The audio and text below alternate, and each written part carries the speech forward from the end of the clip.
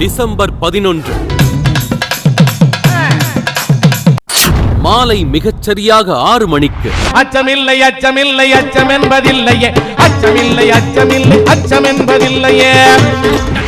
மகாகவி பாரதி இறுதிப் பேருரை நிகழ்த்திய ஈரோடு மாநகரில் மக்கள் சிந்தனை பேரவை வழங்கும் 27ஆம் ஆண்டு மாநிலந்தழுவிய பாரதி விழா.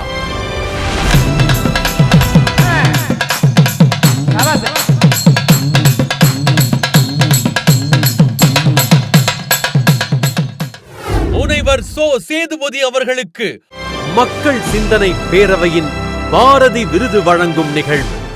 தவத்திரு குன்றக்குடி அடிகளாரின் திருவுருவ பட திறப்பு.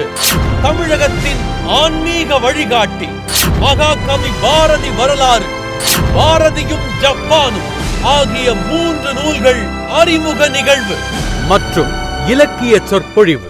103 ஆண்டுகளுக்கு முன்பு பாரதி இறுதி பேருரை நிகழ்த்திய ஈரோடு கருங்கல் பாளையம் நூலகத்தின் முன்பாக பாரதி ஜோதியை ஏற்றி வைத்து மாணவர் அணிவகுப்பை தொடக்கி வைக்கிறார் பவானி நதி பாதுகாப்பு கூட்டமைப்பின் தலைவர் டாக்டர் NS சத்தியசுந்தரி அவர்கள்.